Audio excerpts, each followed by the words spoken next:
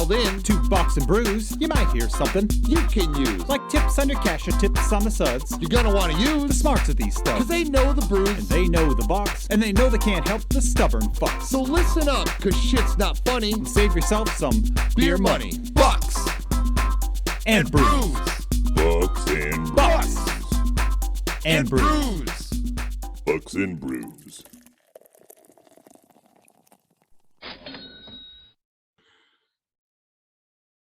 We are back on Bucks and Brews.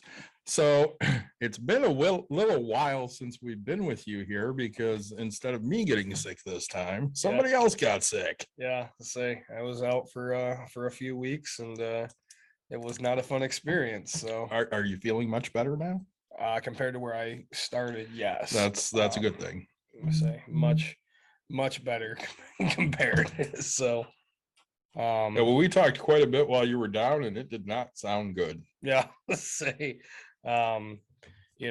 tell you, I had a couple days of just sweating in my whole bed. Like I think I need a new mattress because of how much I was like, man, dude, this will literally just make you dehydrated. You couldn't drink enough water to keep it in. So I don't think I told you this, Mike. I get a message from Nick one day. He goes, "Hey, if you're cold, come on over."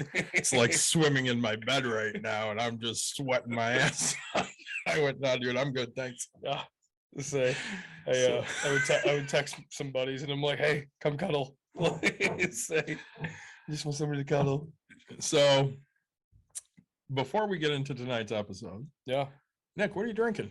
Oh man, I brought out some stuff from the cellar. Okay. So I'm drinking a Hazel's Nuts toasted marshmallow and coconut Yes. from Odd Side Ales. And then I'm drinking the traditional Hazel's Nuts again from Odd Side Ales. So Mike, I'll let you go before me. What do you got, Mike? Went kind of because I bought stuff for over the weekend and I had some left over. So starting with gotta go to my Jake's vanilla bean porter from Papa Brewery. Yep, That's a good beer. it is. And a special kind of holiday version of it's a Bell's Flamingo Fruit Fight, which is a sour, but this is a pomegranate. Oh, that sounds really good. So I have not had that. it is good. So I'm going to go from last to first. All right. Because I have reasons. So tonight I have from my Christmas present Yeah. from Rochester Mills, one of my favorite breweries, toasted marshmallow milkshake stout. There you go. This is the first year Courtney and I have not done the 12 stouts. 12 stouts of Christmas. Yeah. Stouts of Christmas. I haven't either. Shocking. Yeah. For my second, also gotten around the same time. I think I bought this though. It was not a present. From Brew Dog, double cake marshmallow and chocolate stout. Yeah, you're gonna enjoy that. It sounds delicious. And I saved this one for last, even though I'm drinking it first. So Grand Armory's Fluffer Nutter Peanut Butter Marshmallow Stout. Now I saved that for a specific reason to be last that we talked about. So I don't think we've shared this with many people on our shows, but we have a tour of Grand Armory coming up.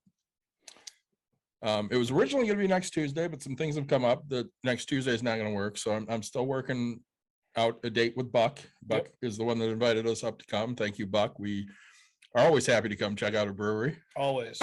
So we're going to go on a tour of Grand Armory. We're going to do an episode from there. We're going to go to the tasting room. Yep. And that's something we are very much looking forward to, the three of us, I know. Yeah, and we appreciate that invite. We're looking forward to it. We'll set up a specific date, and of course, come give feedback on it and just have a great time. Yeah, and if anybody has specific questions they want us to ask Grand Armory, please let us know because we'll be there to ask. Yeah, and we want to dive into some of the business aspect of things. Absolutely do, because we are Bucks and Brews. Right. Bucks comes before Brews. Always, baby. You gotta have the bucks to buy the brews, right? I do have some beer news. Oh, go on. I shared this with you yesterday. Elk Brewing is closing You did. their Comstock Park tasting room. Yep. So that's sad. Yep. Because I do like Elk Brewing beers. They have good beers. Yeah. but they'll still have the other location open. Yep. So And luckily they're not going away. I say they're still going to keep with their distribution and doing all that. So Where's the other tasting room? I think it's down in Grand Rapids. I think it is too. So, I want to say Fulton or Well, something. I thought it was Wealthy? Yeah, right in the corner there. Uh, Little white building. it's probably in my thing here. Unless they close that one to open the Comstock Park one. No, they but- have two, I know. Yeah, so I once think- I figure out how to put my thing in. I think it's Wealthy. So it's a pretty fun little brewery too. You are right, Nick. It is on Wealthy. Yeah, it's a little white building, right across from. Did Johnny B's move right across the road there now? I think. I do not know. Because Johnny B's used to be down or whatever. Like kitty corner from Donkey, which is not my favorite place. I'll tell you that. No? $8 tacos and Oh, they're this big but they do have like 50-cent 50-cent beers of some sort. so I have to give you condolences Thank you. because I heard you and Courtney are breaking up because she does not want tacos anymore. Yep. No, we're not breaking up. We're getting divorced. Well, yes. Yes, it's- Are you going to stay together and just be divorced? I have to talk to the to the taco posse and stuff, right? To see if that's allowed. But I mean, she knew when she married me, we were having tacos at least once a week, right? Like, I don't know. We were just laying in bed one night and she's like, tacos. I never want tacos. And I was like, what the hell did you just say? Like don't fucking talk to me. And she's, I mean, homemade white people tacos. And I was like, it's still a taco. Like, I'm not a hater, right? Like at home, like I grew up at home, Mhm. flour tortillas. I mean, full fucking burrito size, but we use them as taco, and then ground beef with seasoning and beans and cheese, and white folk it up. So- I love a Mexican taco. Like, give me a corn tortilla, give me El Pastor. Like, I'm literally a taco king. This body's 90% Hispanic. People just don't know it. So we are Bucks and Brews, Yeah. but we're almost more like Bucks and Brews and tacos and pizza. Say, yeah. I over my time of being down, I ate pizza rolls and frozen pizza, and I was like, all right. That meant that put you on the road to recovery, right? Yeah, so that's what it was. Say, might as well. So we're gonna go over some year in review stuff. I wanted to kind of go through the episodes we did over the year because I definitely don't have recollection of some of them from when I was sick. And I wanted to talk about some of our favorite moments. So let's just dive right in. So of course, last year we started out with New Year, New You. Yeah. And I think that's something we probably should revisit every year. I think so. Because we all have new goals every year, right? You should have. I mean, I don't do resolutions. I think resolutions are stupid. That's just something you're going to break. Sure. But I definitely always have goals. Yep. So, I mean, goal wise this year, I'd like to not die. That would be a good goal. So it's a great goal. Not even try to die. Yeah. Let's go with not trying to die. Sure. But money wise, like, yeah, I have a lot of money goals this year. I have a few, I guess, like in things that revolve around the money aspect of things. So like business goals that happen to be money as well. Yeah. But like I have a financial number that I'd like to hit, while I also have like, hey, I want to buy, X amount of units and things like that. So, and I kind of want to dive into that if that's all right. Yeah, So, go ahead. I was having this conversation with a friend of mine just the other day, and we were talking about goals, and I said, look, let's just say my goal last year was to hit $100,000 in worth of flips, right? Like, and honestly, I hit 10%, right? So I hit $10,000. Like, well, if it was $1 million to 100,000, sure. I hit 10%, and I was feeling like an asshole for a long time, and while I was talking to him, I was like, no, I shouldn't be talking to you like this. And it instantly hit me. And I said, this is what my old mindset of me used to think. And I said, all right, Jeremiah, look, dude, I'm not mad that I only hit 10% of my goal, because guess what? Like, I actually had a goal. If I didn't, I wouldn't hit any amount of money. So like, actually, sorry, I was talking to my buddy Christian about it. And I was like, so even if I fell short, I still made progress. I actually had a positive, right? Like I made 10K or whatever, right? And without even having a high goal, I would have never even done anything, right? If I would, oh, hey, yeah, I hope I do a flip, like when you say, I hope I do a flip, you're not setting specific things. You're not giving yourself, you're not giving yourself anything to obtain and holding yourself accountable to actually reach that goal, right? Because he was talking, he's like, hey, yeah, I want to do a couple holds, and I want to do some flips or whatever. And I was like, what is some, right? And he's like, I just want to do some. And I was like, no, like the more specific you get into your goal, right, the better you are going to focus on trying to get to that. Yeah, say, I I think that when you're setting goals, even if you make them astronomical, like the fact is like you're going for, right? So like, let's say this year, if I say, hey, I want to lose 100 pounds and I only lose 10, dude, like I didn't fucking gain, right? Like losing 10 pounds, no matter how long it takes, like I didn't gain. And that's the biggest key, right? And people forget to look at things as small victories, even if you fall short. One thing I saw, we talked about Grant Cardone in one of our episodes, and how I disrespect him because of the way he acted during COVID. But like, he's 10x, right? Like, hey, if you want 100,000, make it $1 million. If you want $1 million, make it $10 million, right? 10x everything, because even if you fall short. So if you set your goal, hey, I want $1 million, now make it 10 million, because guess what?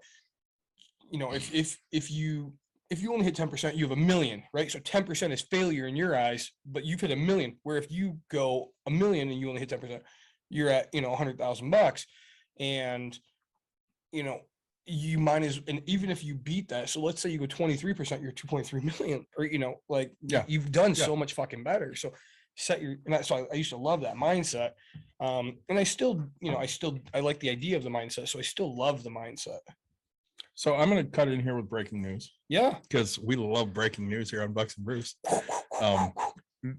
So next Tuesday, it sounds like we are going to Grand Armory, Mike. There we go.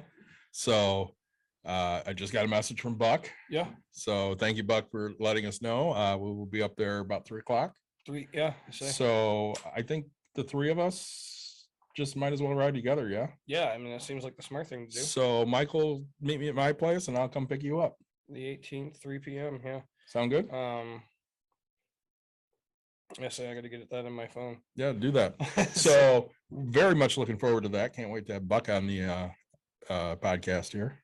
We'll figure out if we're gonna break down and take a bunch of stuff up, or if we just take this. Right. We'll figure it out. So speaking of New Year, New You, Mike did some new stuff last year after listening to us. Mike, why don't you recap what new thing you did to try and make some extra investment money? I did some DoorDash for a while. I mean, I did stop after a while because I also wanted to make sure I wasn't going to be paying out the butt in taxes when it came time for taxes this year. But yeah, I probably made more than $5,000. I was able to invest in different things, and like I said, I kind of split that amongst a few different portfolios and things like that, and so got my money working for me. Well, I think you also paid off some Scout stuff. Paid off some Scout stuff. I mean, that was mostly just, somewhere that I have to pay off. I have to pay every year, unfortunately, if my kids want to be a part of it. Yeah, but it was something you didn't have to go into your normal pocket to do. Yeah. And that's always a net gain. So, I mean, you're doing stuff to get some extra money so you can shift some other money elsewhere. Right. And, I find that if you do that type of thing, it escalates so much quicker, right?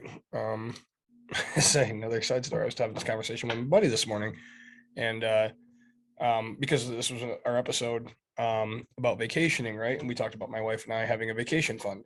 My buddy, he took some of my advice or whatever, and he went and refied his house and took cash out and actually paid off his wife's vehicles.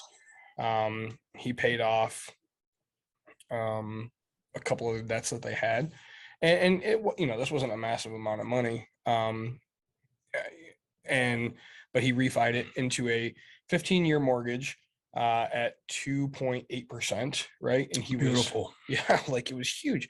And he said his payment actually dropped $50 because of how much they had paid off, and they always overpay and stuff. So question. Yeah. He's taking that savings and putting it right back in. Oh yeah, like they're Paying extra on the mortgage. yeah, like Oh, we yeah. were talking about it, and he's like, yep. So he goes, hey, we're gonna pay an extra like $300 every single month, and so after they took out a little bit of money or whatever for a cash out refi, and they had a couple extra bucks, like $2,000, right? He won't mind me sharing.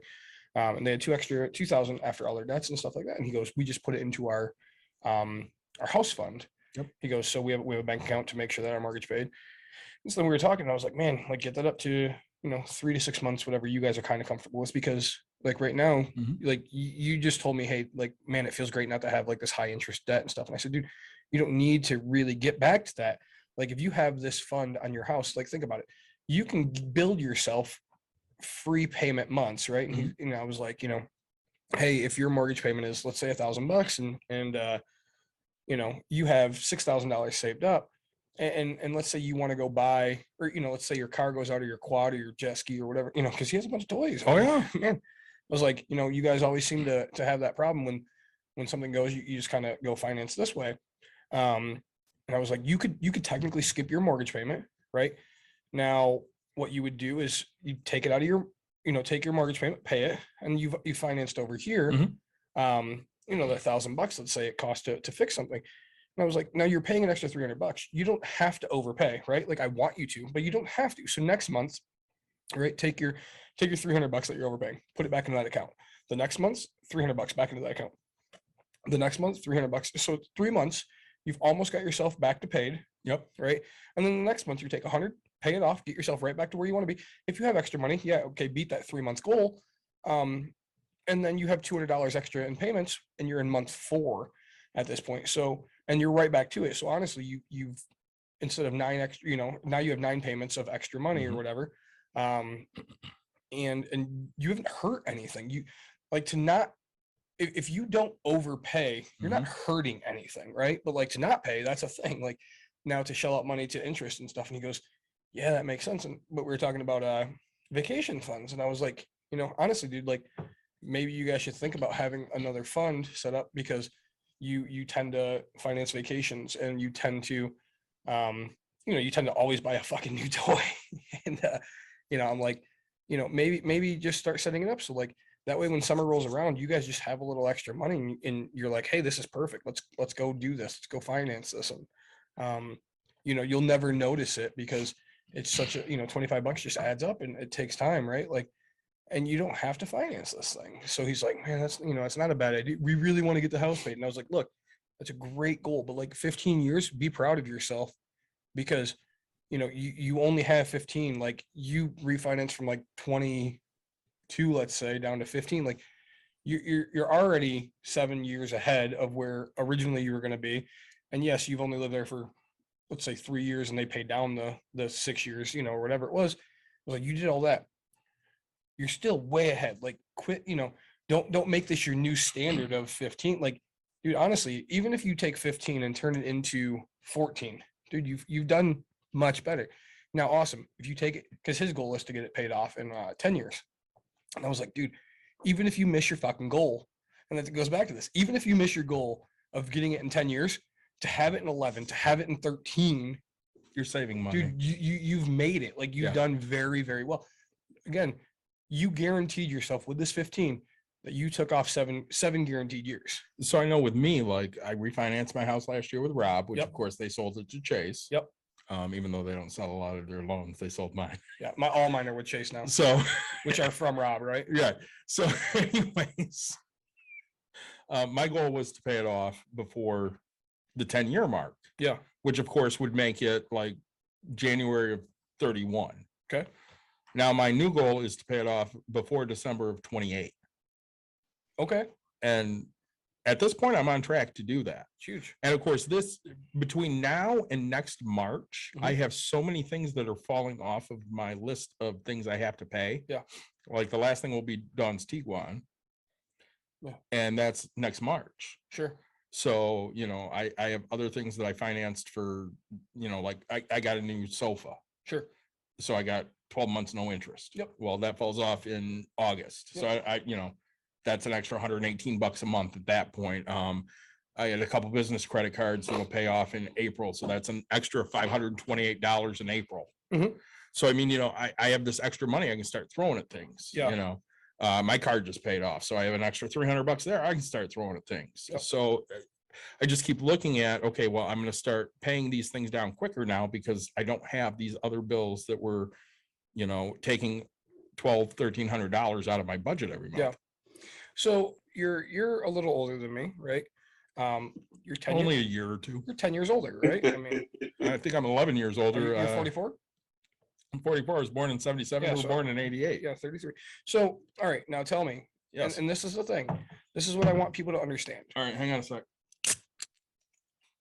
What a great That's sound. a great sound, isn't it? Go ahead. This is what I want people to understand. Okay, so David, Yes. name one thing that you know that you use from 10 years ago. Like that I own? Yeah. Do you have the same car? No. Okay. Do you, I mean, is there anything that you own that you What use? was 10 years ago? So 2002? Sure. I probably don't have anything that I actively use on a daily basis other than, you know, something that I collect. Sure. But Right. beyond that, nothing I use on a daily basis. The computers are all new. The PlayStation 2 I had is dead, Sure. but I have a PlayStation 2. It's just not the same one. Same. But you know, I mean, like, But your house. you're right, your house, right? I mean, that's the I didn't biggest have thing. that in 2002. Yeah. But you know, I mean, you've had that for the Didn't longest have time. mine in 2002 either. And it's the thing that you use the most, Yeah, right? Like people yeah. just forget that they actually, and you know, whether it's a car, you know, normal people don't say, you know, have the same car for 10 years. They're not me, right? Like normal people don't have the same jet skis. Like they're not going to last that long. Right. You know, things are going to break. You don't have the same fucking lawnmower, right? From 10 years. No. Right. You don't have, broke. right. You don't have the same. So you're going out and spending all this quick money because it's things you want and need, but you forget about that long-term goal of this thing. And so, but now like, all right. So, and one thing I want to hit on for everybody that's listening. Okay. So everybody goes, oh, you know, shouldn't overpay and stuff like that. Cool. If you don't overpay for your house, Don wants you to know that 10 years ago was 2012, not 2002. no, that's you. You said two. I did, I said, sorry. oh, okay. I just said she wants you to know. So Say, but you know, one thing I want everybody to understand is, okay, people will tell you, hey, don't overpay on your house, right? Like it's a waste. Now, when you tell people that, like, again, the majority of people are not going to take the amount of money they would have overpaid on their house and actually put it to investments. but what is overpaid though as well? So if your mortgage payment is $962.12 and you make it 1,000, right? They're like, don't overpay. Or again, my buddy wants to pay 300 extra. They're like, don't overpay that. Like your interest rate is it's such cheap money. It's such cheap money, and it's like it's your biggest debt you've ever had. If you have a fucking Correct. car that's worth more than your house, like you're probably doing something wrong. No disrespect, or like you got a great deal on that house. Like you live in $1 million house, and you know, I guess I would say of what your house is actually worth, right? Because there are people who have probably bought a house for 25,000 and their house is worth, you know, $1 million now. There's a chance, but you know, it's the thing that you use on a constant basis, and if you don't, you upgrade that into a nicer thing. So many people are not going to take that extra 300 every month and actually throw it into investments. Like people just don't do it. So I don't think people, no, time out. the amount of people that actually invest in like Stash or Acorns and all that, it's just not it's not a thing. Okay, you're absolutely 100% correct. Yeah. But we have 3 people here. Yeah. So, Mike, if you had an extra $300, how much would you put in investments? All of it, probably. Okay, Mike would go 100%. So he'd put the extra 300. Sure. Out of 300, I probably put 175 to 2 in investments. Yeah. And what would you do? I mean, I would probably only do like $100, right? Like, to be honest, because I'd be like, oh, I just gonna stack this 200 away. Listener, so Don asked, why not overpay if it means you will pay off sooner, or owe less if you sell? This is a great question, by the way. Right. And people, so the answer to what people, and again, I'm not this person, but what people will say is because interest rates are so cheap, it's like free money. You could make more money having it in the stock market. So in theory, you should be getting 10% in the stock market. To let Dawn know specifically, so our mortgage is about, I want to say 2.875. Mhm. Okay, it's in that range, 2.875. So That's what my buddy just got. yeah, Yeah. it's beautiful, isn't it? Yeah. So when you look at that interest rate, I mean, if I'm getting that as a return on investment, that sucks. Let's say, yeah. Okay. If I'm looking at just my Betterment account Yep. on an annualized, I'm getting 8% maybe, but cumulatively I'm getting like 43%. Yeah. I say. So I mean, instead of taking that money and paying off my house quicker to save that 2.875, Yep. if I take it and I put it in investments, I'm technically making more money doing that. But you have to ask yourself what's more important. So is it more important to get rid of that huge bill? Because so like with escrow, my house payments just under $984 a month. So Sure. it's $983 something. Yep. Okay. Now I don't want to pay that for 15 years. And mind you, escrow is going to go up. It's going to go down. It's going to vary. Okay. So I don't want to pay that for the next 15 years. I want to pay that for less than 10. So that even though I'm losing money in the long run, when I hit that payoff, so let's say I pay it off in December of 28. So that's what, another 6 years? Yeah. So let's say I pay it off in December of 28. Mhm. I can then take that $900. I can't take 900, but I can take 500. Yep. Because of course I still have taxes and insurance that I Yep. have to pay. Yep. But I could take $500 and I could throw that into investments now. And true, I have lost 6 years Mhm. of money that I could have made, Mhm. but I have no house payment. You have a guarantee. And one thing, I guess I was making a point on that for the overpay is if you get used to, okay, so you're paying, let's say 900, or, you said 950, Mhm. whatever. And you're talking about going to 500. Yep. Now, if you're overpaying to 1,300, and again, you're training yourself for every year for the next 6-7 years, whatever it is, to pay 1,300. When your house pays off, how much extra money do you have? So I'm planning on paying $650 extra every month. Okay. So I will have over $1,200 a month Right. of disposable income. Yeah. So I mean, if we go from 950 to, and we said 500, but like, and then we're overpaying 650. That's 1150. Let's just say. So now we have 1150 of extra where we were so used to paying it. So now, okay, yeah, great. I'm playing catch up with my investments, but you're so used to stacking and paying this bill. So for you to pay that 1,100, even if you paid half, right, from the Yep. from the original, gosh, so that's $1,500 a month. Basically, Even yeah. if you paid half of that, right, Yep. $750. I mean, you're repaying your mortgage and you're investing that whole thing, and now you have $750 extra to go say fuck you to the world, right? Yeah. Like, I mean, I can go buy one courtside ticket to the Bulls after 2 months. yeah, and that's what you're looking at is just you're training yourself for such a long period of time, and that's why people, if you ever go look, the people that drive the new cars and the fancy cars, Yep. are either the people that are in debt or they're the old people. Well, why do old people have no? Well, because they don't have that mortgage The payment. mortgage is gone, so they have disposable income. Oh, hey, I have an extra $500, so now I can go spend it on a $300 a month car, and I still have $200 extra to put in gas. So, and the question we have here is, isn't paying off your house a guarantee where investments can go anywhere? So that is absolutely true. If you invest money, you have the option of losing it. But when you look at the Dow Jones or the S&P or NASDAQ in the long term, not in the short term, in the long term, Yep. they're going to return 8%, 10%, 12% every year. Yeah, 10% over 10 years is what Yeah. they're saying, right? I mean, So you're going to make more money over the long term Mhm. by simply investing that Yep. than you would ever make Yep. by paying off that loan quicker. well, and one thing I guess I want to hit on that is it a guarantee? Okay, yes, it's a guarantee that you're less debt, Correct. but it doesn't guarantee that your net worth goes up because Correct. the house could become worth less, right? So you bought your house $200,000, let's say, right? We seen the crash, Yes. and I don't remember if you bought your house in the So crash, but like, I bought my house in April of 07 okay, and the crash happened in 08. right? So you so paid high amount. I paid 132,000 for a house that was worth that when Sure. I bought it. Yep, And within a year, it was worth 100.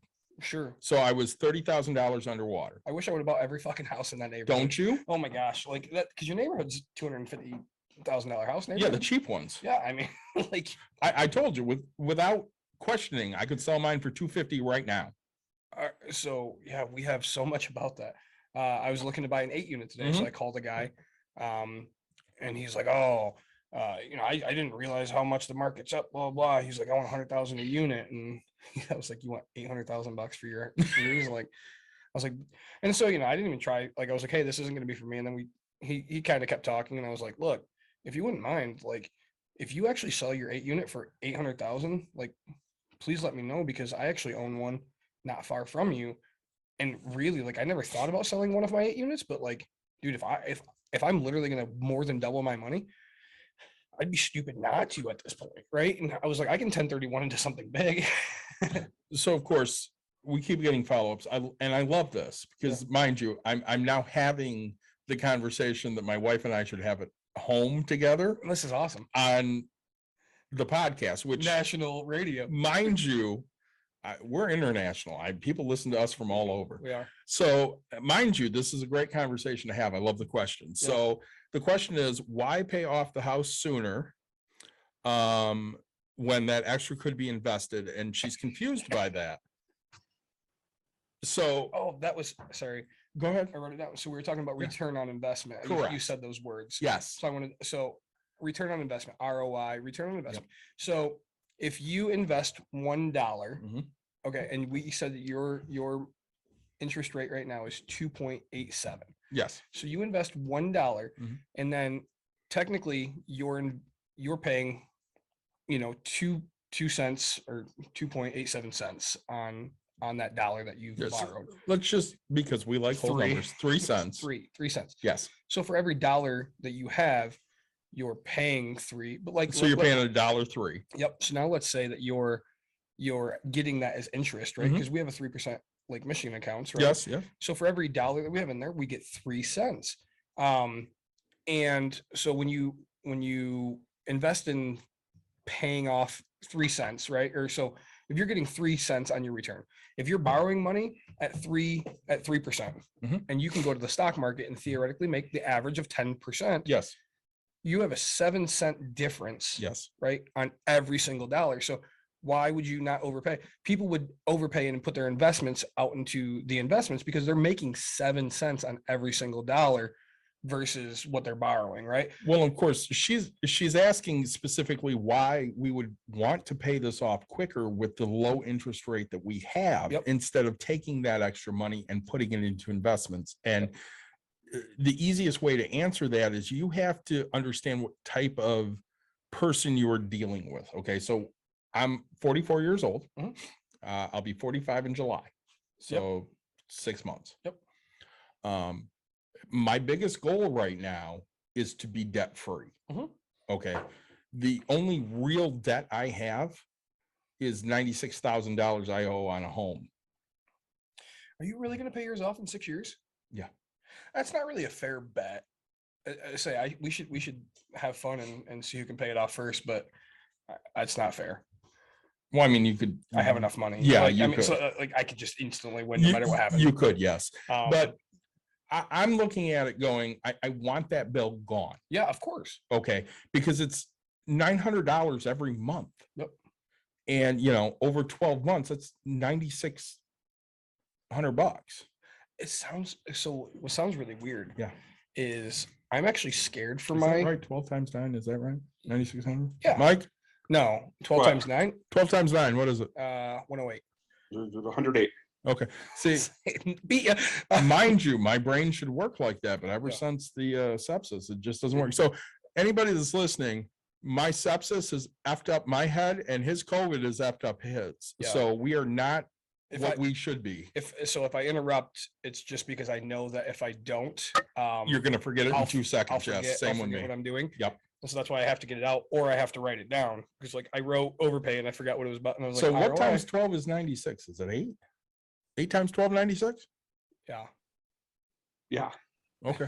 See it, that normally I'm right there, but I Um, can't. First you said pay off the house faster than you said. Yeah, the so return value is absolutely. higher.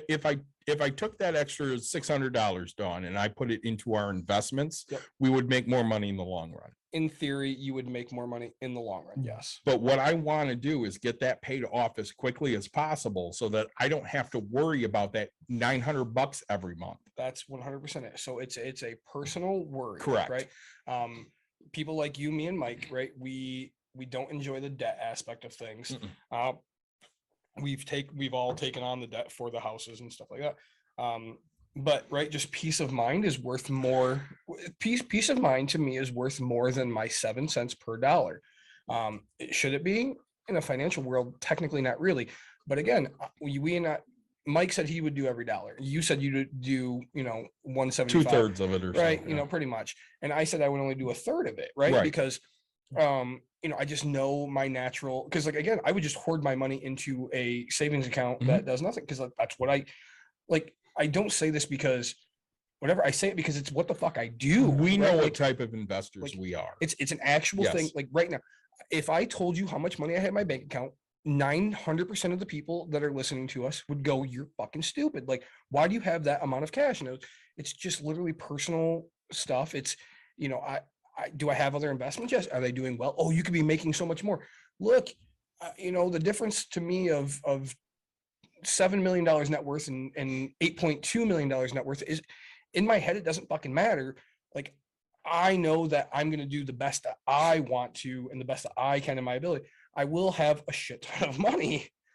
And so that, like, I come from nothing. So even if I left my kid $100,000, like, you know what I'm saying? Like, That's huge. That's a shit ton of money. So Yeah, 100 grand to thing- everybody here is good money, right? And the big Yeah. thing for me, why I'm probably investing 100% of any extra money I have, is I'm trying to catch up from the money I lost when I got divorced. And yep, and you're playing And catch so, up. yeah, I don't have the same like nest egg that you guys do at this point, because I had to give half Yeah. of, whatever I made during that, 7-ish year period to my ex-wife. So, Yep. Well, and you look at Mike's a great example. Yeah. Okay. So I forget, Mike, you have a house right now that you purchase? yes, Okay. So now, and your kids, I want to say 10. 12 and 12 no, and 8? 13 and 10. 13 and 10. Okay. I want to say, Mike. 13 and 12. They're only 13 1 and year 12. apart. But so They're- right, like, yeah, they're he's close. got 8 years left of child support. Mhm. But like when child support falls off, then he has all that extra money that he can go in. Basically my daughter's in 6th grade, so it'll be a little over 6. Okay. Once they graduate, I'm done. I don't pay child support anymore. Okay. So, I mean, yeah, 6 plus 12. Yeah. See, this is horrible. Our math is horrible. But once that extra money, he can go invest, he can go do whatever he wants with it. So, I'm not saying that people are wrong by not overpaying for their house, right? I will say that if you don't, you need to invest all of it into investments. Correct. Like, if don't go buy a fucking car, don't go spend it on a dinner out, because I know, and that's the other thing, like if we talk about the 300 and I'd only do 100, the 200 of it I would go out to eat. Yep. I would, hey, we're not going to McDonald's, we're going to get steak tonight, that cost me $30 a person. Like, So, and here's a great question. So I'm 44, you're 33, Mike's 46. yep. Mike, have you ever had a brand new car? Have you ever bought a brand new car? When I bought the Civic that I had, I guess a couple years before I met my wife. That was actually in our, it had like, it was like one of those weird things that had been used for like I think they'd used A it for demo some or like, something. Yeah, my mom it bought had a like, demo. it had like 60 miles on it or Yep. something. They had Yep. used it, like somebody borrowed it for like driving So that was what somebody year? to like, yeah, it was considered new. But even this one I bought, even though it only had like 120 miles, somebody had purchased it and then basically sold it without putting anything on it. So I bought it as a certified used. So the new car you bought, what year was that? 04? So it was 2004. So we're talking 18 years ago. I'm 44. Mhm. I've never bought a brand new car ever. Nick, you're 33. Mhm. When's the last time you bought a brand new car? No. When The newest car we've ever owned, I want to say my Civic was an 08. That's right. No, so it has to be my Scion. My Scion is a 2010. And I bought that 7 years ago, so it's 2021. So 24 or 24, Yeah. 14, 13 or Yes. 14? yeah, so I must have only bought like a 4-year-old car. Maybe it was 5 at the time. I don't remember. But so like that's the newest car. And then my wife at this time still drives and now she's an 05 Pilot. She had an 03. Because my truck's an 04. I mean, I've never the newest car I've ever bought was like 4 years old. The first car I ever bought specifically for me that I bought Yeah. was my 2013 Equinox that's sitting outside, and I bought it in 16. So It's the first car I bought for me. Yeah. Well, Before the that, car it had that- always been cars my mom had, decided to upgrade from, and she gave me the old one. My Escape that I have now was, I mean, it was only 6 months, maybe old when I bought it. But again, it had somebody had bought it new, sold it. I probably saved $8,000 just by Oh, yeah. buying it. oh yeah. Well, that's I So, mean, my Scion, I got lucky. The kid got caught with a DUI. Mhm. Comes from a really rich.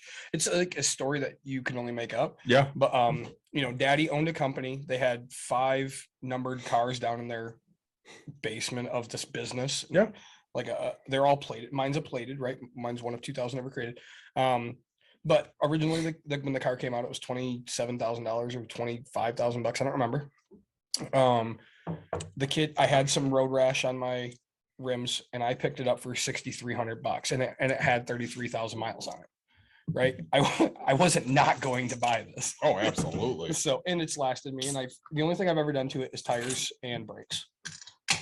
So we've definitely gotten a little bit off of topic No, here because we were going to talk about year in review, but I really like where this is going. Yeah. So again, because the question's been asked, why would we do these things? You have to, when you're looking at money, you have to understand what type of person you are.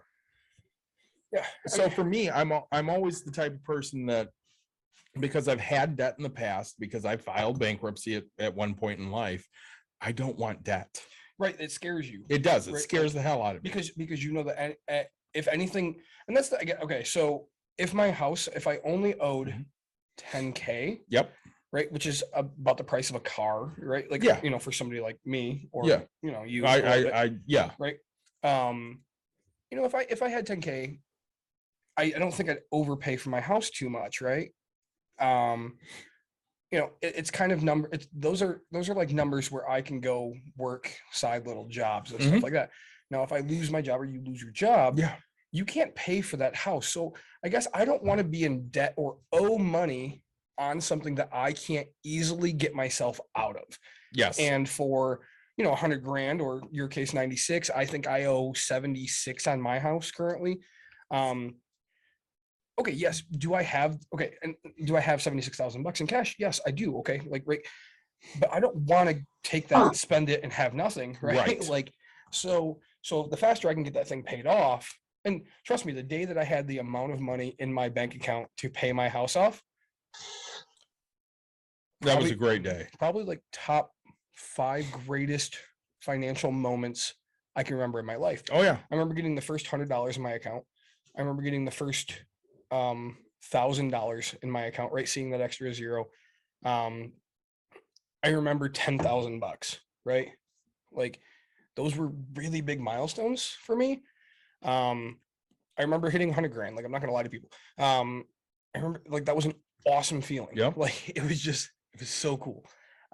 Having enough to pay off my house was a fantastic feeling. So like I don't have my house paid off, Yes. right? And people go, why? If you have the money, why don't you? Again, because I'm scared of money in that aspect.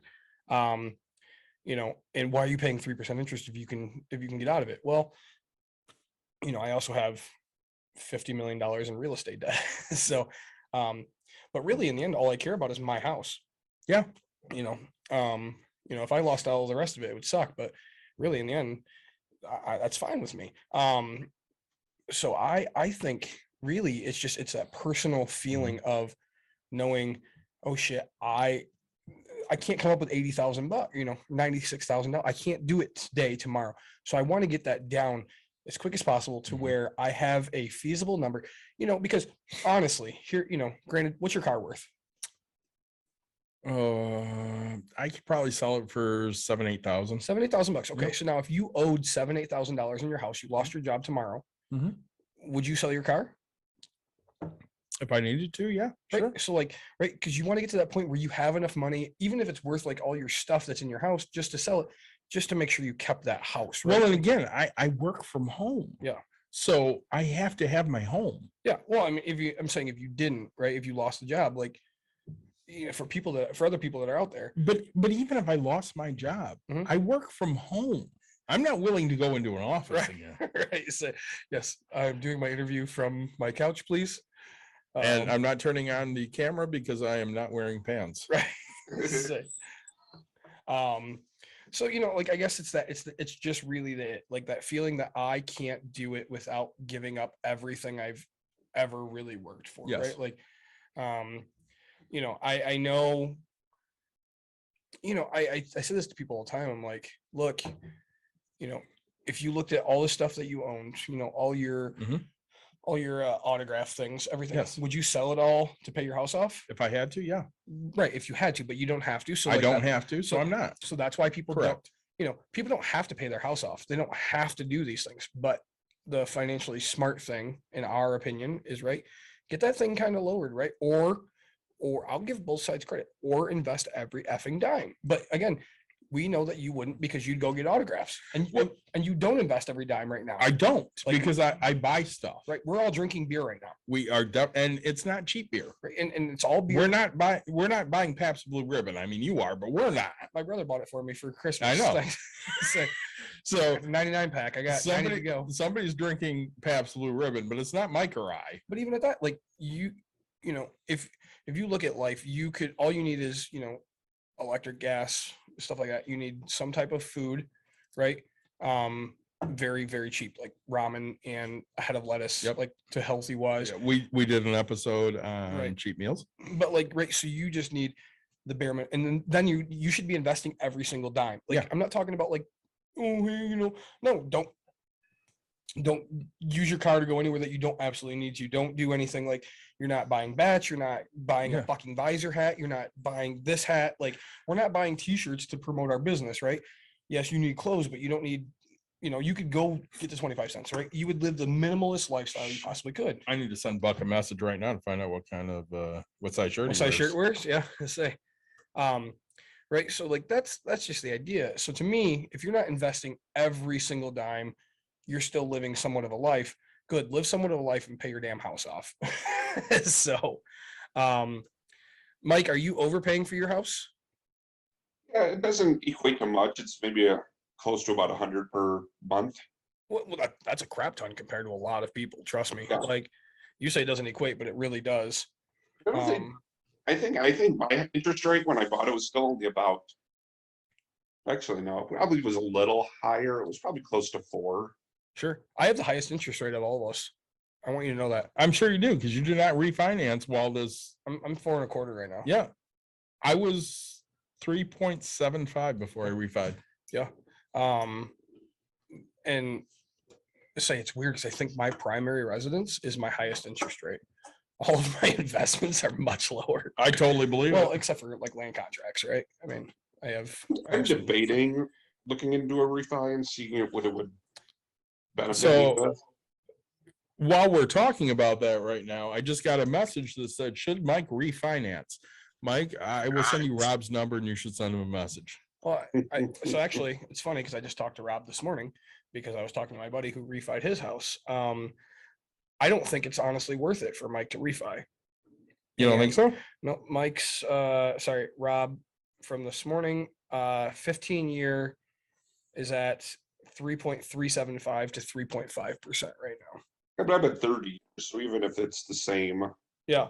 Well, I mean, it's going to be higher on a 30-year, so you figure you're going to be up. No, but I'm saying, around- but if I can get the same, I know if I do a 15-year, even at that low percentage, it's probably, it's going to be more per, I'm going to be paying more per month. Right. And the only way I'm going to do it is if I get 3% again. So, because I'll drop 1.5, or 1.25. But So because we do love Rob Delator yeah, from loandepot.com. yep. Shout out to Rob. We did an episode with him. We did do an episode with him and he went down to the Keys in Florida and wore our shirt. He did. I'm sending his information to Mike right now so Mike can get hopefully a better thing. Buck is very happy we're going to bring him a shirt. He needs an XL, so we need to find that. Yeah. I can't believe he wears an XL. He's not a big guy. Well, the thing with Rob, But he's tall. He's very tall. He is. the thing with Rob that I like is Yeah. Mike, you'll call Rob and you'll say, hey, this is what I'm looking at. This is what I'm looking. And Rob he's just honest. He's like, He is. I would do it or I wouldn't do it. Right. This doesn't make sense. Yes, it does make sense. Like, because I got a hold of him for Caitlin's loan and I said, hey, this is what I'm looking at. And he goes, yeah, I'm not going to be able to do any better for her. And I'm like, all right, sweet. Thank you. I say as much as he wants it, but like, no, that's Again, he's like us. He's a straight shooter. yeah, 100%. Love the shit out of Rob. Yeah. I give his number to everybody now. Yeah. One deal he did for me. My I give his interest number to rate everybody. might be higher than I think, because I mean, my credit wasn't great when I bought this house because buying this house was another one of those things that helped, get my credit up to the point where it's, in Shoot him that- a message. Tell him that you're a third of Bucks and Brews. And Yeah, you didn't know what he can do for you. so I'm the behind the scenes guy. let's pull up our list of Episodes so we can keep talking about what we did over the year. we talked about Rob and having him on talking about We did, yes. mortgages. So, this jumped me back. So, we talked about New Year, New You. Yep. We did dividend stocks at the end of January. That's what got Mike started It did, yes. Started, yeah. Then we had how to make more money. because Mike went and did it. And Mike did. He went and he made more money. Then we talked about Amazon news, which I believe was Jeff Bezos stepping down yep. as CEO, Yep. and meme stocks, because that was when Yeah. GameStop. GameStop and what's the AMC, Yep. the Reddit users went Yeah. and basically screwed over investors Yep. by shorting those stocks. That was awesome. And then we had one of Mike's favorite episodes, which was Nick and I fighting about minimum wage. Yeah. Say we Was fun. we still have that conversation. So, side note here, I'm driving to Chicago yesterday to go to the Bulls game. Yep. With my daughter. First Bulls game I ever went to, mind you. I've been a Bulls fan since the Michael Jordan years, and those 6 titles were the greatest thing I lived through as a collective Sports fan. bundle of years. Sure. So like the Cubs championship in 16 was just more than anything I could hope for. The Bears Super Bowl in 85 was great. But when you have like a dynasty like that, it's just worldly. Yeah. So finally I'm at the point I can afford Bulls tickets and they're good. We went yesterday, and on the way I said to Caitlin, I'm like, hey, did you listen to the Millennial Money Witch episode that Nick and I did? And she goes, no, I haven't yet. And I'm like, it was really good. You should listen to it. And she goes, well, let's listen to it now. Yeah. And I went, great. So we got a 3-hour drive and it's 2 hours. Say. So we listened to it, and I asked her, and she's like, this is really interesting. She did great. And I'm like, yeah, she really did. And she goes, she really pushes you and Nick. I'm like, yeah, she really does. And I can't wait to have Jessie on again, because she was phenomenal. Yeah. Easily my favorite episode of the year. Good. My number 2 favorite episode, I bet, is your favorite episode of the year. Barat. Yeah. Was number 2.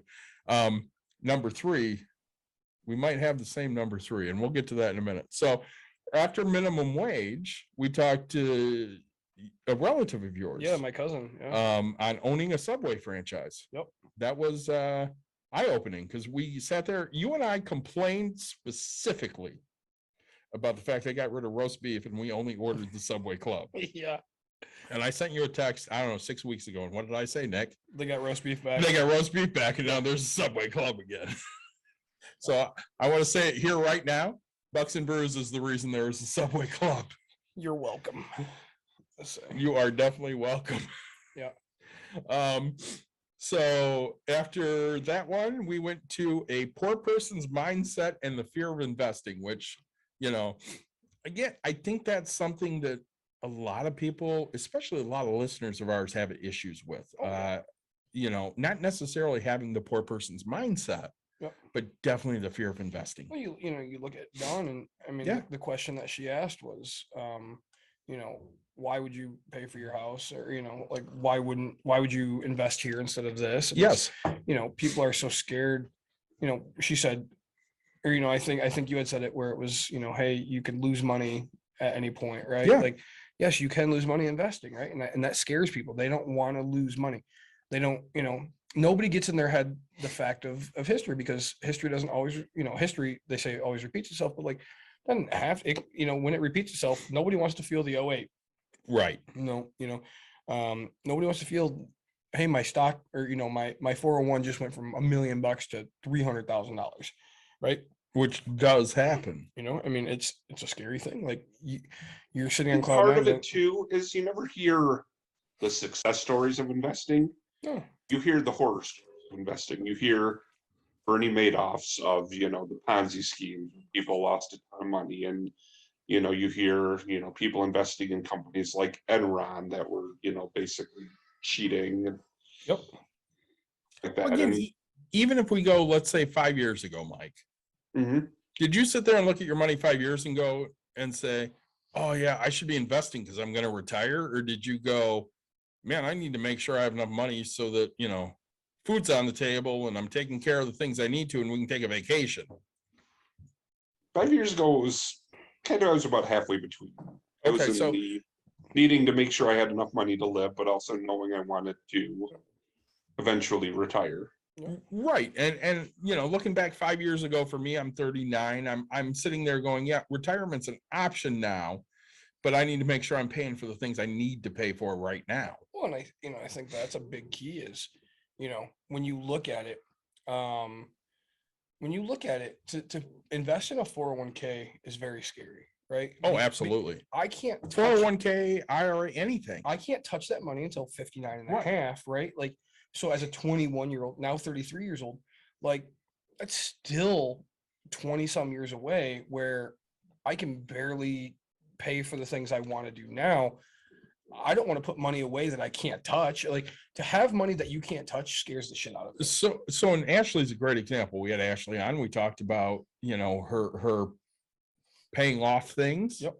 And, at the time we were hoping she would get a new job, and she ended up getting that new job. Yep. And one of the first things I said was, all right, have we set up your 403b? And she's like, yeah, I haven't gotten around to it. And I'm like, yeah, that needs to happen. It needs to happen right now. Yep. And you need to take and put aside 10%, at least, not 6% so you can get the 3% match, but 10% so you're getting 13. right? You're at an age where you don't need that money. Yes, you do. You want to move out, you want to get a new car, great. But you're making, let's just, She doubled her money.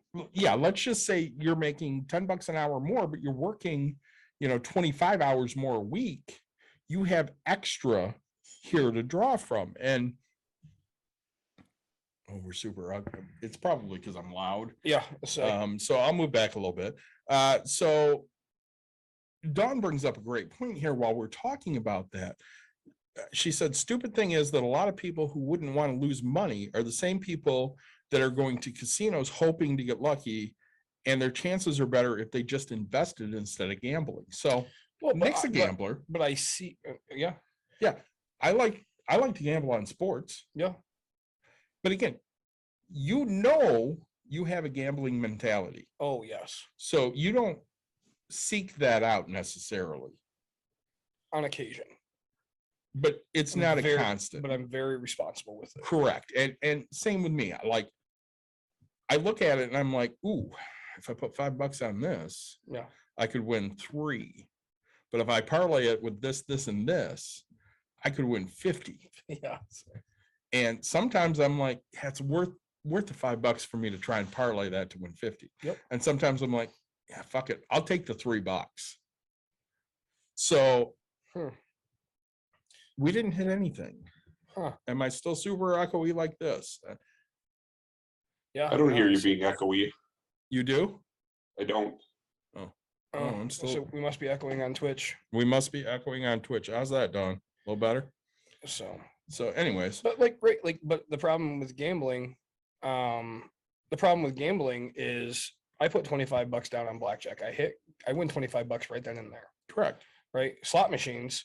I'm not a huge slot machine fan, but I do play them. Yeah. And especially now because, right, like I'll put $100 into a dollar machine, play $5 a spin or whatever it is, and it's because I know like, hey, $86,000 in one draw. I mean, that's a really good return on investment. And it's instant payout, right? Where sure, if I put the $100 in, I know for a fact that that's going to look like $10,000 when I'm ready, right? It's a guarantee that's going to be $10,000. In 40 years. But why don't I? Because there's that itch, that want. So I know this. We're going on a cruise in October. We are. Mike and Nick and I and Caitlin and Dawn and Courtney. Yeah. And I know at some point, Nick and Dawn are going to be in the casino trying to win a free cruise. Oh, it's not a if it's a guarantee. I'm going to. I didn't say if. Yeah. I said I know at some point like- Nick and Dawn are No. going to be in the casino trying to win a free trip. It's not trying to. Like, I'm going to win a free cruise. Like, it's a guarantee, right? Like, I already have money that I'm saving aside. I have nightstand money, right? Like, Hell yeah. people don't understand that. Like, I literally will go to the blackjack table with $500 and I will spend it. She's going to go play slots, but that's fine. I'll find her on the slot machine eventually. Like, if I lose $100 on blackjack or whatever, off of like really quickly, yeah, no, I mean, I'm out. Mike and I are happy to win a little rubber keychain that says Royal Caribbean by winning rock and roll trivia. Yeah, name that too. Trivia. That Yeah. too. Which we're gonna win this year. Let's say. We were a little cocky last year. That's it. Let's We say. won the first one and we're like, we're going to win 80s and we're going to win classic rock. And we got our ass kicked in both. Yeah. But I mean, I'm guaranteed I'm winning another, because I think it's only like you spend $300 or $500. Something like that, and you get a yeah. free cruise. Yeah. Shit. Free 3 nights. It's guaranteed. Yeah. Like, I honestly, Oh, she's leaving now because we're echoing too much. And I turned it down twice. let's say, Bye, Dawn, I guess. I can try it one more time. Here, stick on for a minute. Here we go. I turned it down a little bit. Maybe. yeah, Either way. I think it's just Twitch that gets us really loud, honestly. yeah. And I say, I don't think anything really changed on our end. So, but now what's the next episode? So after the poor person's mindset, we had college decisions with Professor David Seawick. Yeah. We had David on like 3 or 4 times this year, and it was great every Yeah. time. So he's a very smart guy. He is a very smart guy, and one of my he might be my oldest friend. Him and his brother Dan, There you go. because I've known them since early elementary school. Wow. Then we had your insurance questions answered. That was your buddy TJ. Yeah, with TJ. Yep. Yeah, yeah. And then we did gig jobs, which Mike was the star of gig jobs because he had started doing DoorDash. Yeah. And then we got an update from Vanessa on her debt. Yep. Which was, she had good updates this year. I mean, Yeah. so full disclosure, Nick was not as happy with the last one because he really wanted to hear the Disney was paid off, See, that was paid, yeah. and it wasn't, and he was a little bummed. But I mean, she's made progress. She and has that's made amazing. progress. And she has a goal, right? Like, Mhm. I'm very happy. I'm very happy that she's got the goals. She's got the things set. Like, I just, every time I hear, like, how you get your hopes up and Yeah. hey, we have an update. Awesome. I'm freaking excited for this because, like, she's knocked it out of the park. the You past want couple. home runs every time, and this time she hit like a double. Right. I mean, and hey, yeah, I still got this. And dude, I'm okay with it. So the next one was the Beer Me episode with the guys from the Beer Me podcast. Yep. That was fun. We did that at Osgood Brewing. It was at Osgood Brewing. We had a really good time. Mike came up for that. Then we did our financial journey where you and I talked about the shit we've gone through and how we got to where we're at. And then we talked about how to create wealth. What is it? How to create it. Yep. And then we went to my third favorite episode of the year. Yeah. The baseball, episode. There you Which go. had almost nothing to do with money. Yeah. But a whole lot to do with baseball. It was a pretty popular episode too. Then we went to, honestly, what I think more people should listen to this one. Why should you pay yourself first? Yeah. And I don't think people do this enough. They really need to do it more often. Well, I mean, if they did, more people would listen to it, right? I mean, I guess there's a lot you can. It's funny because looking at our views and our listens and how they go, you can just tell where people's interests are, and it's not a bad thing. But it's a lot of investment stuff, a lot of stocks. You should pay yourself, right? You definitely should. Not as popular as it should have been, but people should go back and listen to that to figure it out. Then we have random things we haven't gotten to, which is probably exactly what it sounds like. I don't know what we talked about, but it was probably great. Yep. Then we did a pops and pennies. We did, yeah. Which we need to do more pops and pennies. We do. That is one of our goals for this year. Yes, getting kids started early is what we did that time. Then we did another pops and pennies. Yep. Things you can do with your giving jar. Yep. So we talked about our 3-jar system. We did the jars, they work. Yeah. I know Christy has her son Ethan working on his 3 jars all the time, and he's excited to put money in those. That's great. We got Eric's debt update, which I've heard from Eric in the last couple months here, and he has a huge update. Yeah, he does. We have to get him back on. Then we started posting some old stuff. Yep. The before Bucks and Brews. We posted our first ever episode that we recorded. Yeah. Then we talked with a 21-year-old, which was Ashley. Yep. And this was before she got her new job, and now she has her new job and she's settling into that. That's good for her.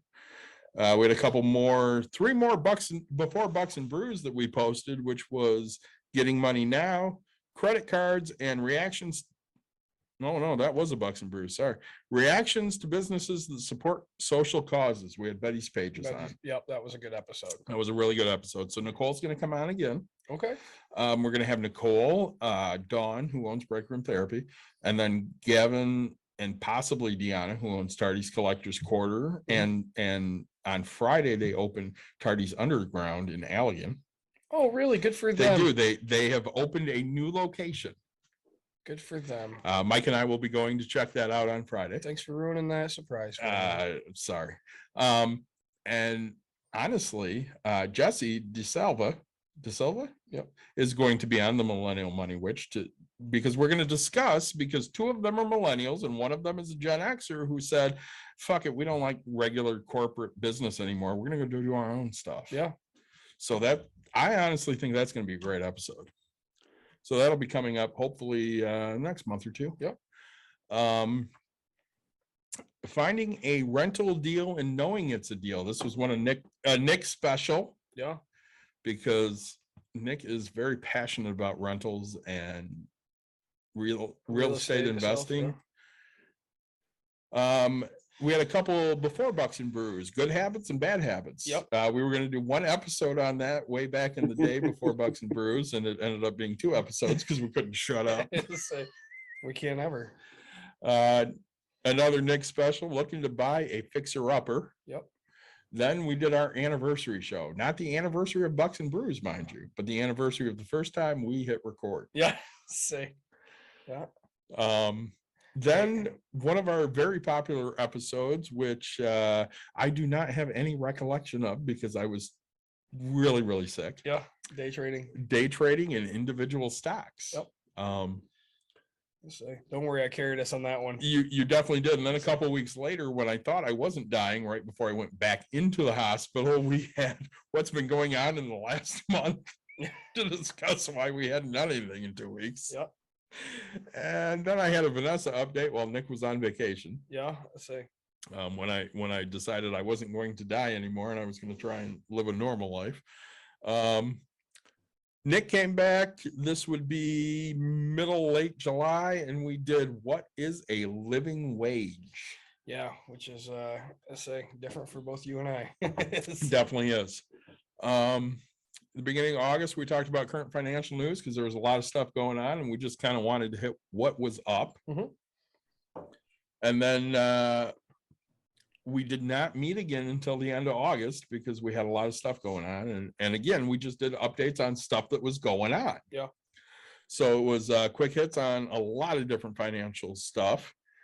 And then we had Jim in. Yep.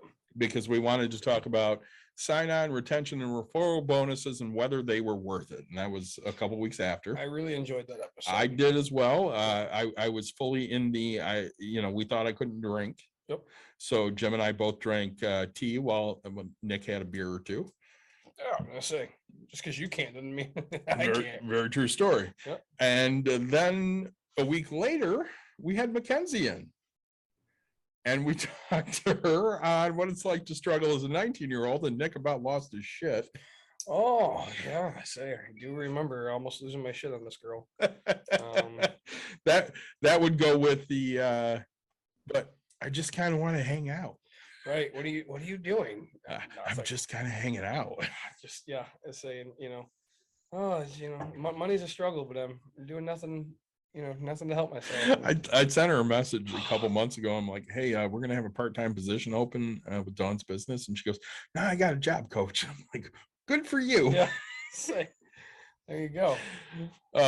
Then we had on Marvin Storm, who I think Nick still owes a sticker to. I owe, yeah. So, Marvin, it's on the way. I swear. I got you. Marvin's an entrepreneur, and he talked about how to sell his business, which we had a nice conversation with Marvin. I think some of the guests that we've had on haven't gotten specific enough for us. That one was not specific enough. It was one of those, I don't think we dove enough into. I think it's probably because it could be such a broad thing, right? Like every business is so different to sell, but it's like, I wanted to get into even in more depth of it, right? Like, hey, how to look into, your financials, how to do this. Like, we talked about a lot of things and we gave great knowledge. But to me, it just, I wanted more, right? Right. So after Marvin, we had listener questions, which was mortgages, retirement, and the debt ceiling. Yep. So we kind of hit on all of those things. And then right before our cruise, I guess we did a couple of these right before the cruise. One of them was Nadamakan Sioux. Yep. We talked about Nadamakan Sioux. That was after the cruise, I thought. This one was posted on October 15th, so it must have been right before. Maybe right. Okay. Sioux, job shortages and retirement. Yep. Which, mind you, I have reached out to Nadamakan Sioux to see if he would like to come on an episode, and I have not heard dick back from him. That's too bad. It is too bad. I think he'd have a lot of fun talking to us. I think so. I let him do a lot of talking too. Yeah. Let's say we I want to go back to that one, right? Yeah, where go it was ahead. the listeners' questions. Guys, we love that episode. I mean, we love being able to give you the knowledge of exactly what you're asking for, right? I mean, and when we did it, we got great feedback on it. So really, if you have any questions out there and you're listening, or you're finding this even if it's not this month or next month, like, hey, we want to hear your questions and we'll definitely get them as we can. Well, and part of the thing we loved about this episode is we had my wife on asking question after question, and that drives the conversation. So, and as you said, it's something that you should be doing at home, but you're doing it here, like, and that's fine. It's completely fine. Like, I don't care. To me, like, right on the outside looking, that was a huge victory for me as your friend. Yep. That was a huge victory for this thing. But really, like, again, I just got a couple to talk about financials that they never do. Yeah. It's one of the things that you and I complain about a lot. I wish my wife would talk to me more about the financial. I wish she cared Took more. an interest Right. in what we're doing financially. Like, I get that you understand that we're financially okay, but like, I want you to Yeah. you know, Ask these questions Yep. so you understand why I do what I do. right. So right before we went on our cruise, we did real estate talk, which again, Yeah. geared towards Nick because he loves the real estate. And then we came back from our cruise and we talked about Brady's 600th touchdown pass, Yep. cruise talk, Yep. and how to save on the cruise, That's right. and Bohemian beer. Bohemian beer, Yep. which I'll have some. Yes, you will. Then I posted a couple before Bucks and Brews. Yeah. Do this, don't do that, and starting a small business, so Jackie, who is a Star Wars friend, she asked some questions on starting a small business. Yeah. So I sent her that episode. And I'm happy to announce that she just now opened her small business. Really? She did. This is so, gosh, what an amazing time for Yeah. us. Good job, man. She That's did. like- She opened her small business. It's Yeah. official. What is it? So she paints. Okay. So she opened We'll have her on for an episode, but I have told her that honestly, and she's happy to come on at some point. I'm gonna find what her business is called because I do not Yeah. remember because I'm a shitty friend. and right, so like we have these certain things in our life where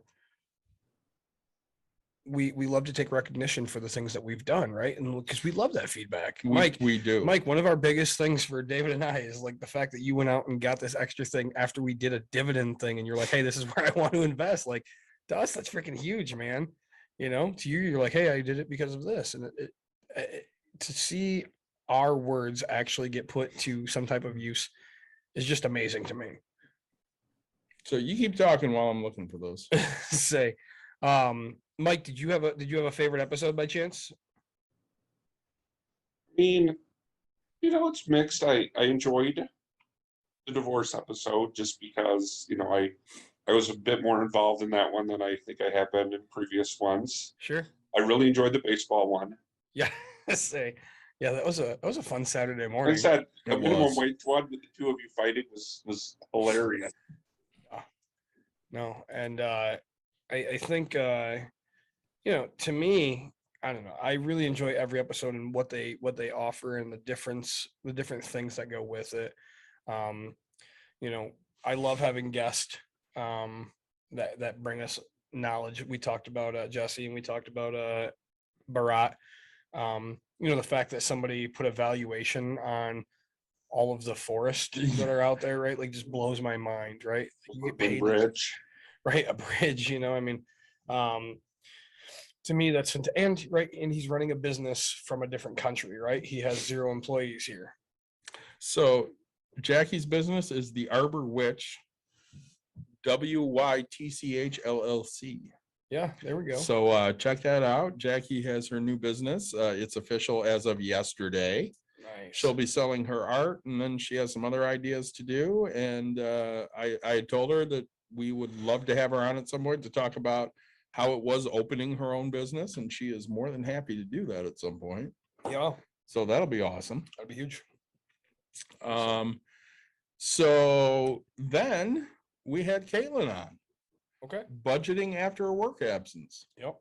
and she gets to have another surgery at some point here, and she'll be out another 6 weeks. Really? Yes, Wow. That's another too wrist bad. surgery. It's gonna suck. That's too bad. It is. Then we did a holiday savings because we were getting ready for Black Friday, Yep. and we wanted to give people some tips on how to save. Yeah. Which we did a TikTok after that. Yeah. And people are like, hey, how do we save holiday? And we're like, hey, we just did that episode. Go listen. Yep. After that, we did a couple in their 20s with kids saving for the future. So that was Kimmy and Greg. Yep. They came in and we talked to them and they asked a lot of great questions. Yep.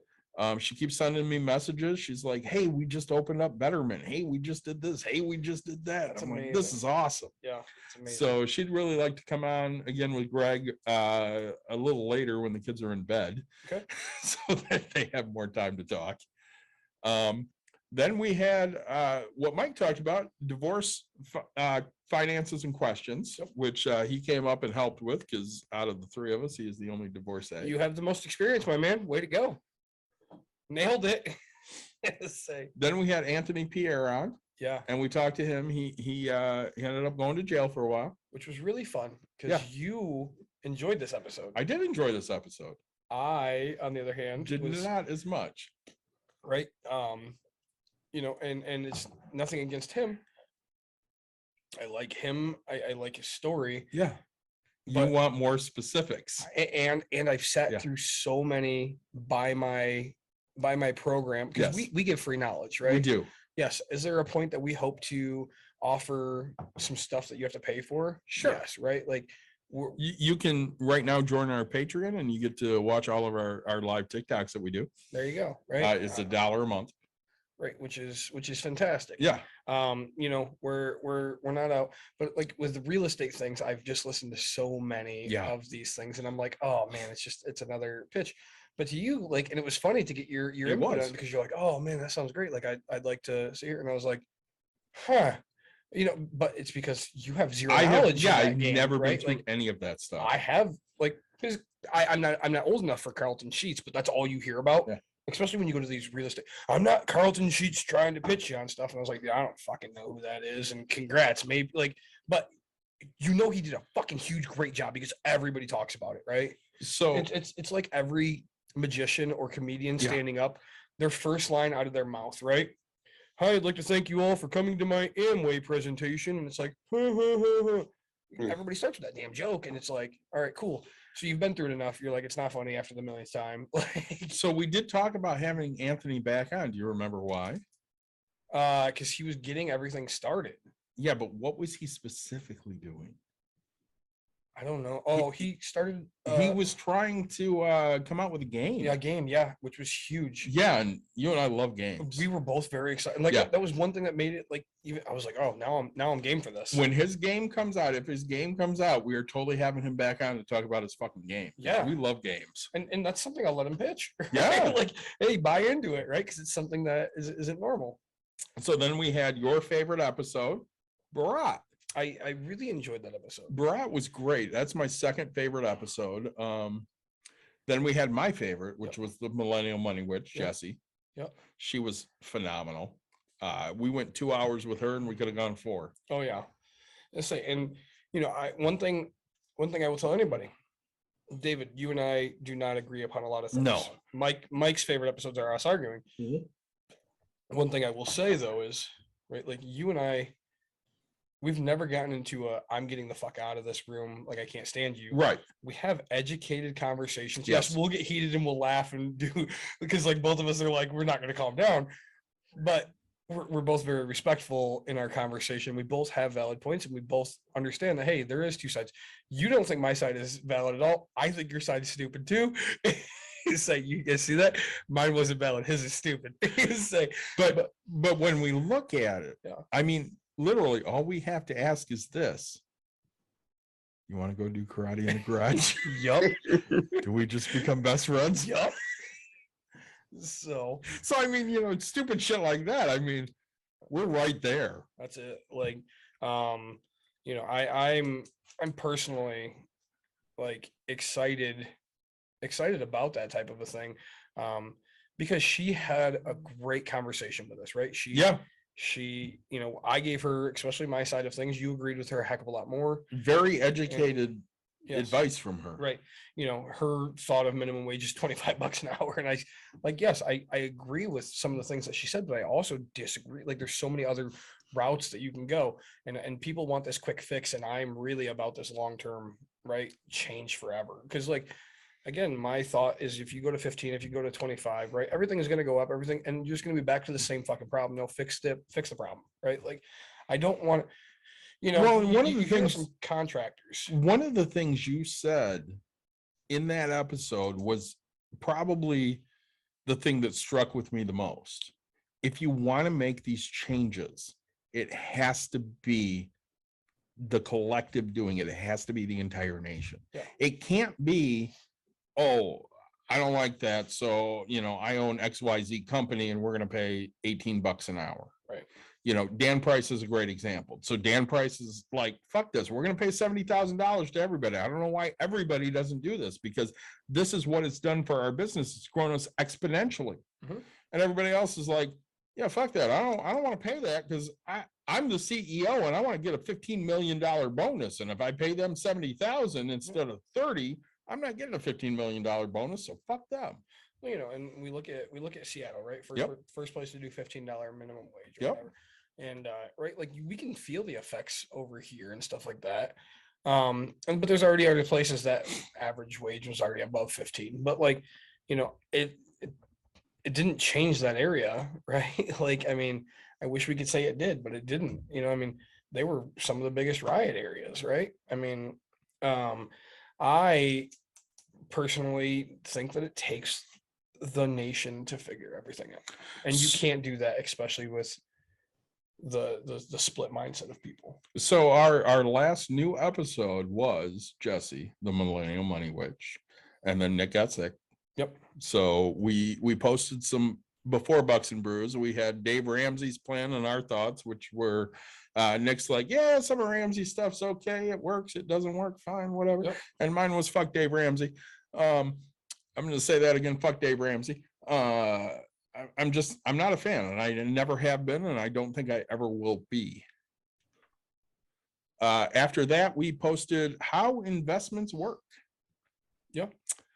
Vanessa can't. Oh, I'm wrong. Vanessa had an update. That was the last new episode we did. So we talked to Vanessa, and then we had some other quick financial news we had on. Yep. And then a couple more before Bucks and Brews. It was the FIRE movement, which financial independence, retire early. Yep. Get retire early. Yep. And then we did cheap meals and other things you can cut, which was one of Nick's favorites, because buy a fucking head of lettuce and eat salad every day. Son of a bitch, man. Like, I will challenge anybody. I will challenge anybody to a financial, like if somebody said, hey, you can't live off of X amount of dollars just on food, like give me that challenge. And like, dude, think about this. I'm this fucking big. Okay. Right. We can agree. I'm a big dude. Yep. You're a big dude. Yep. If you gave me a price amount and that's all I can spend on food, I guarantee I would make it. Yep. Right. Ramen with hot dogs in it. What's that? Ramen with hot dogs in it. Right. Like, and if I had to, I wouldn't even have the ramen. I'd have the hot dogs or just the ramen. So I got a story for you. Yeah. I'm friends with a guy on Twitter who is a regular caller to 670 The Score, which is a sports radio station that I listen to all the time. Yep. And somebody was bitching and moaning in Chicago about Portillo's. Oh yeah. I fucking love Portillo's. And they were bitching because you have to, if you want to eat in Portillo's, you now have to show a vaccination card and your ID. And this guy's like, fuck this. I'll never eat at Portillo's again, and fuck Portillo's and blah, blah, blah, blah, blah. So he posts this and I'm like, fuck that. I'm going to be in Chicago next week. I'll go to Portillo's. Yes. And he goes, yeah, David's going to pay the $8 that they're losing from you at Portillo's. I'm like, fuck that. I'm bringing my daughter too.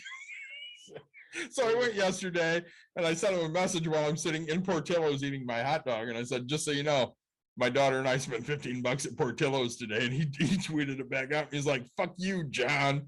These people spent $15 at Portillo's today. I say, and you know what? Like, I wear my mask. I didn't for Christmas with family. And what happened? And I got COVID. Yes. Right. Let's say lapse of judgment because, right. I mean, you would think that you're always safe around your family and stuff like that. And I'm there for the holidays. I'm not there for this virus. Right. Like, on the way in, speaking of that. So I called Christy, who I work with. And I said, hey, I'm doing an episode with Nick tonight. Do we need to mask up? And she starts looking at the stuff and she goes, no, you should be good. I'm like, all right, I just want to make sure we don't need to mask up before. Right. Because if we got to mask up and talk, we'll do that. Yeah. I say we have no problem. But no, I say it was really weird. Because as much like I'm more conservative, and honestly, like your opinion of masked people is completely Plague rats. If they're not masked, they're plague rats. Right. And to me, it's like, man, you know what? Like opinions and whatever, do what you got to do. Like whatever makes you feel better as a human. To me, I just don't let other people's actions or whatever like kind of bother me. Yeah. I'm not gonna like, I will only call you out if somebody asks you to put it on and you're a dick about it, because I, again, being a big fucking dude, like will literally tell you right where to shove it. I have no problems about this. Like, if you're asked, do it, right? Like nobody said that you had to go shopping at Menards, right? Have you seen any Menards clothes? No. Really? Have you? No, but I do remember like when Menards was like not allowing kids to go in, and they're literally just like, hey, this is, And everybody threw a hissy fucking fit. I'm never fucking shopping here again. They're always busy. I haven't seen a fucking Menards clothes. No, right? Like, no. Guys, again, it takes a nation to do stuff, right? Like, sure, a small business, it takes, a very small crowd, right? But to me, you know what? Oh, I'm never doing it again. Now, you know what? The funny thing is especially with the shortage of everything going on, I guarantee the assholes that are like, I'm never doing it again. You fucking First one in there. Yeah. Oh, wait, Menards has it. I guess I have to go get it. So did Sue contact you back? No, I wish. No. So while we're talking about certain things and you're dealing with COVID brain and I'm dealing with sepsis brain. Yeah. So I've been struggling a lot lately. I did a TikTok on that the other day. Yeah. And so I sent a friend a text the other day because, again, my mind's just not working right. Yep. I throw my 80s playlist on. I can't remember half the words to the fucking songs. Oh. Songs I've sung a million times because I grew up in the 80s. Huh. And it's freaking me the fuck out. Sure. And I sent a text that says, I can't remember the words to songs I should know the words to. And my friend, being an asshole that he is, goes, that sucks. Just remember, it's excuse me while I kiss this guy. Which would be excuse me while I kiss the sky, Purple Haze from Jimi Hendrix. Yeah. And I said, right, because I love to kiss guys. And I said, wait, what did I just admit to? He goes, we may teabag, but kissing, we're not there yet. And I just want to say right now, thanks, Mike, for that. That made me laugh. No, It's like me putting on my underwear backwards today. He sends me a text today. He goes, this will make you laugh. I put my boxers on backwards today, and I didn't notice until I went to pee. Dude, I've done that. Right. So like I'll put my underwear on, and then I'm sitting there like playing, trying to get my stuff out of the hole, and I'm just like, all right, like this is what the fuck. So then I go into the stall and have to change my underwear. It's hard to say. I also told him that I would not lose respect for him as long as he always remembered the name of the One Who song. Yeah, the One Who song. And then mind you, I sent him a message. I said, right, it's Teenage Wasteland, just because I knew that would piss him off because it's Baba O'Reilly. No, and my brain, I haven't found that I've lost knowledge, if that makes any sense. Yeah, it's just the quick shit. Well, it's the quick stuff, short-term memory, and and new information, right? Yep. So, we were talking. It was funny because we were talking about something with an IRA. Actually, the word just came to my mind, so I had to write it down. Somebody was asking if we could be something for an IRA or a self-directed IRA. Yeah. And I was like, what? I don't know if we can be that. And so I had to ask for what the word was. I was like, what do you want to be for a self-directed IRA? And they said the word, and I was like, oh, and I had to ask 3 times. Yep. And so I literally walked from this office to that office because I was going to ask the high up or whatever, hey, can we be this? And I just couldn't figure it out. But anyway, the word was custodian. Right. Okay. And I was like, because I've never heard of a custodian for an IRA. Yep. And I was like, oh, that's weird. But yeah, I had to ask 3 times. And literally it was just walking out that door. That's right there. And I couldn't get it figured out. Yep. So no, that was a great year. Looking forward to this year. Yeah, absolutely. We got a lot of good stuff coming up. So we're gonna go down to Plainwell at some point after the middle of February. Meet with Steve and Yvonne. Yep. We're gonna talk about Steve started his own business many, many years ago, Steve Henderson and Son Construction. Yep. And he just now retired. Good for him. And Yvonne's going to buy us some specific Belgian beer. I'm so excited. So that's going to be a lot of fun. Hopefully quad. We're gonna go see Buck on Tuesday. We are. I say Mike's And- coming up for that. Yep, and tour Grand Armory.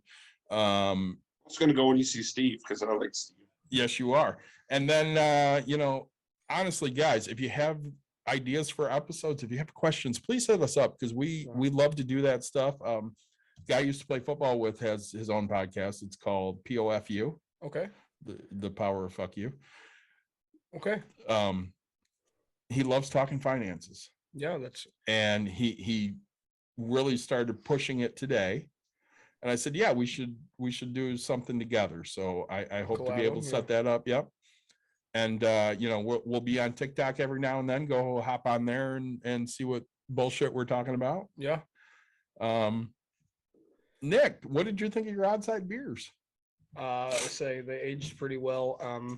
They don't really age well in a can compared to a bottle. So, Yes. but I know that with COVID, there's been a brown bottle shortage. So, There definitely has. I guess I'm gonna have to drink my cans sooner than I thought. So, I'll get that taken care of. Mike, how did you like your beers? Yeah, how was that sour? Good. I'd had some over the weekend, so I already knew. Okay. And sorry, cranberry or pomegranate? Pomegranate. How? So I mean, flavor forward. What do we? Sour definitely takes more than the pomegranate. Okay. It's got a little bit of the hint of pomegranate. Sure.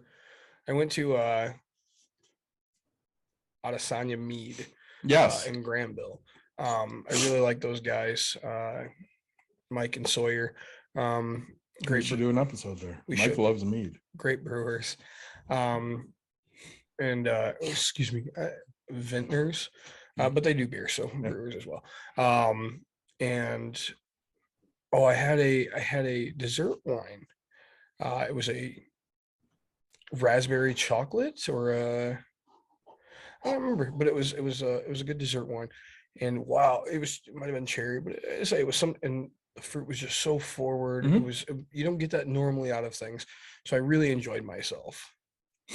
So I've had the Grand Armory Fluffer Nutter Peanut Butter Marshmallow Stout before. Fantastic It's beer. delicious. I'm very excited to come to the brewery. I am too. Yeah. The milkshake stout from Rochester Mills. It was That was just to toasted get it marshmallow? right. Toasted marshmallow milkshake stout was delicious. And then the first time I had Brewdog Double Cake Marshmallow and Chocolate Stout, it was delicious. You were right, Nick.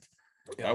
That was an excellent beer. So we'll get this posted soon. Nick, hit us with your favorite. Hey guys, like, subscribe, share, tell your friends, tell your family.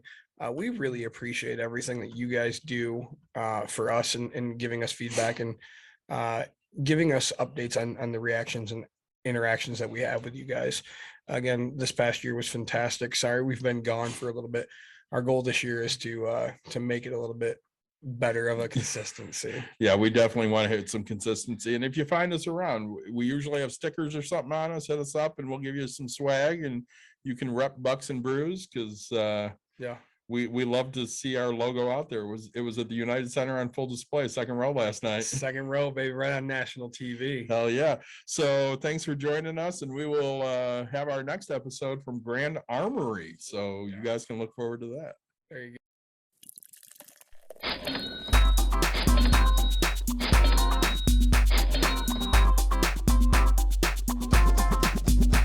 You've dialed in To Box and Brews, you might hear something you can use. like tips on your cash or tips on the suds. You're gonna want to The use smarts of these because stuff. they know the brews. And they know the box, and they know they can't help the stubborn fucks. So listen up, cause shit's not funny. Save yourself some Beer money, bucks, and brews. Bucks and Bucks and brews. brews. Bucks and Brews.